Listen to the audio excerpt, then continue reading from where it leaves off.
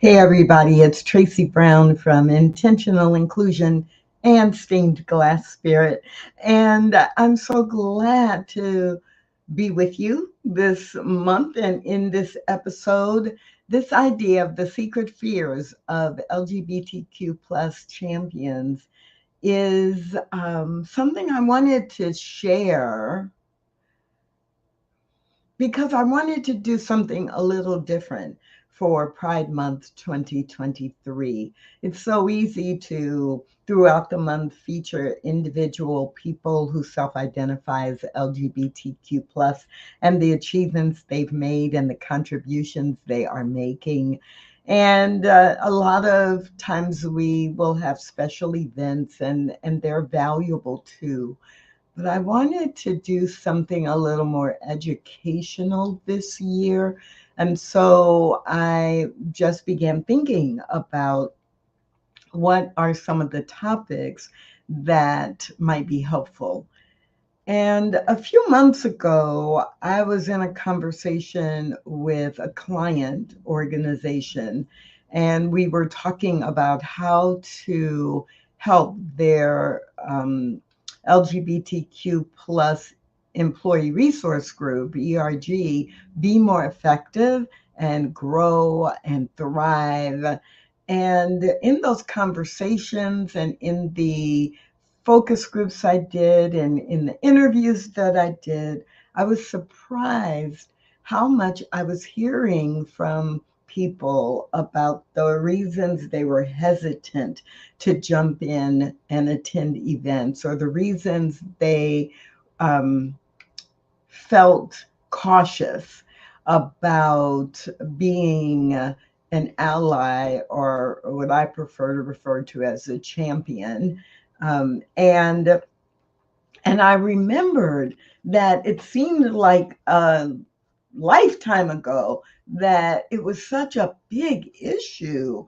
And I went back and I was finding some work that I had done 15 years ago around the secret fears of LGBTQ plus allies. And I was shocked at how similar the comments were. I mean, like really shocked. Like, have we made no progress? And so I pulled that work out and a little bit ago, and I started asking people today, in 2023, I started asking people, what is it that motivates you to support LGBTQ plus events and efforts and programs and activities? And what is it that makes you hesitate? And I was using the word hesitate, or I was using the word reluctant. And in people's responses, they were using the word fear and afraid, and sometimes hesitant. So that's the foundation underneath this conversation that I want to have with you. I'm realizing it's still very important to address some pretty basic needs. And with all of the progress that's been made and with all of the visibility that has occurred over the last 10 years, especially related to LGBTQ plus concerns, opportunities, and issues, we still have to go back to the basics. So this is a 4-part series. And in this first part of the series, I am going to focus on what contributes to fear, what contributes to the reluctance, what contributes to the hesitancy that people have in speaking up, in getting engaged, in being involved. And these are not just my observations. Much of what I will share with you actually came from the mouths of others who I interviewed or talked with or conducted focus groups.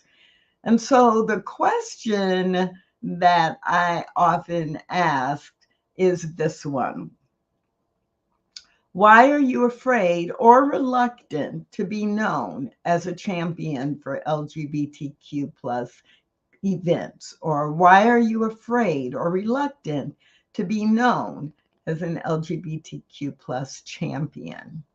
And the two most common responses, literally, the two most common responses were, people will think I'm gay, or people will think I'm one of those letters. And this comment came from people who do self identify in the spectrum, in the LGBTQ plus spectrum, almost as much as it came up from people who are straight or cisgender. Almost. So I would say, at least from the people who I know or who identified in the course of the conversation that they were a member of or part of the LGBTQ plus spectrum or identity group, I would say that it was 60-40, that 40% of the people who shared these reasons why they were hesitant were members of the group themselves. And that's just something interesting to note, because in so many cases, we assume that our environments are quote unquote safe places for people to be who they are or to be known as who they are. And that's not necessarily the way that the employees in our workplace or the neighbors in our community feel. So the two most frequently responded comments about fears or reluctance. Why are you afraid? Number one, people will think I'm gay or one of the other groups within the spectrum.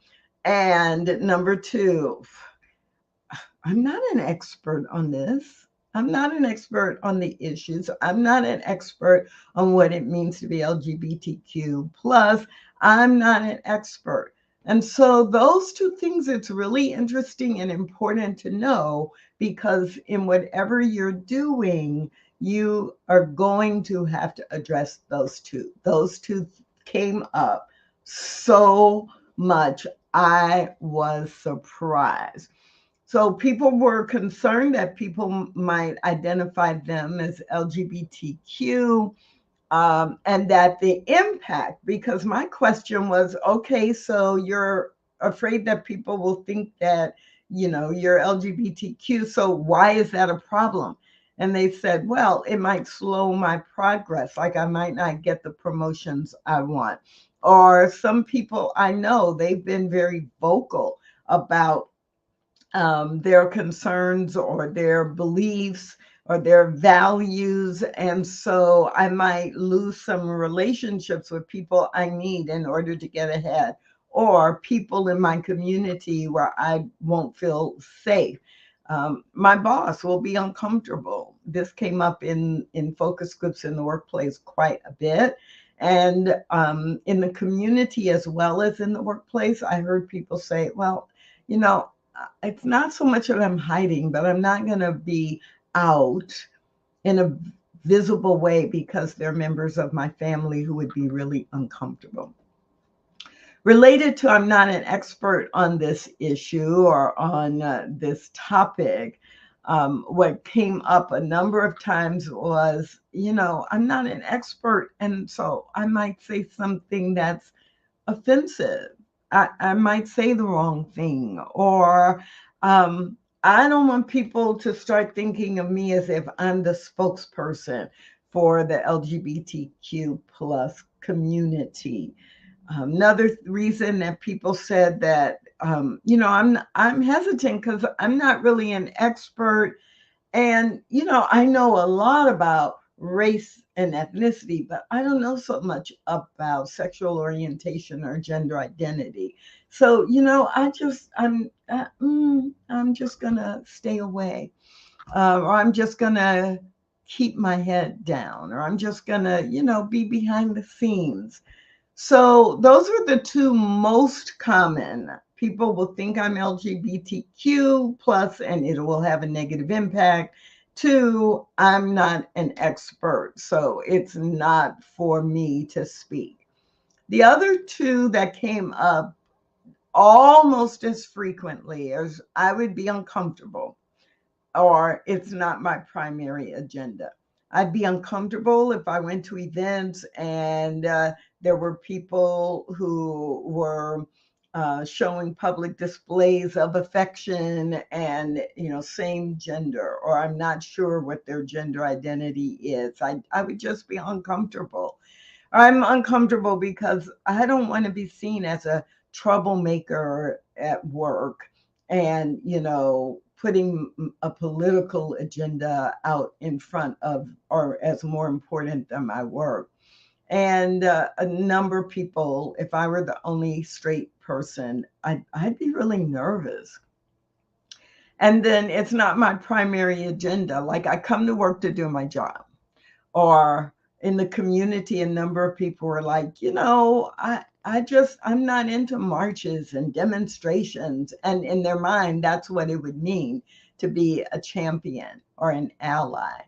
And quite a bit it would take time away from a focus that's more important to me personally. And this came up not only from cisgender folks, but from people who identify as LGBTQ plus, that, I know what my identity is and you know, I don't need to be advocating for that or be really involved because there are some other issues that are of greater concern to me. So I'm hoping that as you're hearing these top four reasons that people don't jump in to become known as a champion, that you're thinking about in your work environment or in your community or your professional association. How could you be responding to these concerns that people aren't telling you directly about, but it is driving their hesitance to jump in and get involved? People will think I'm LGBTQ. People might expect me to be an expert on this issue. I simply would be uncomfortable because of the visibility, and I might be out of my own element. And four, it's really not my primary agenda. There are some other issues or concerns that are more important to me. I also heard a pattern, and I've been hearing this pattern again. It was true 15 years ago, and I'm disappointed to know that it is still true now. There were some people who were pretty vocal about these other things. And with the first four, those were pretty much across the board, race, ethnicity, um, sexual orientation, gender identity, age groups and generations even. Those pretty much panned out. But there were four others that were a little different. And so what I found is when I asked people the question, why are you afraid or reluctant to be known as an LGBTQ champion? I would get a few other answers, and there was a pattern. So from people of color, especially African American and Black, then there was a very common answer of there's no reciprocity. I know that there are people from all ethnic groups in the LGBTQ plus spectrum. However, as a Black person, folks in the LGBTQ spectrum who are passionate about that and planning events, they don't reciprocate. I didn't see them come out for Black Lives Matter. I didn't see them come and get involved in events that we were sponsoring. Number two, ethnically and socioeconomically exclusive. So again, those two are kind of related. That they were perceived that people who were running, leading, are being very visible around LGBTQ plus issues seem to be middle class, upper middle class white, and not that the folks who had visibility did not seem to represent the world, did not seem to represent many different ethnic groups, many different age groups, many different socioeconomic groups, etc. And so the sense of exclusivity, or what I often think of as unintentionally unwelcome, creating that kind of environment. And interestingly enough, this was not just from African Americans, this was from people from a variety of ethnic groups and age groups.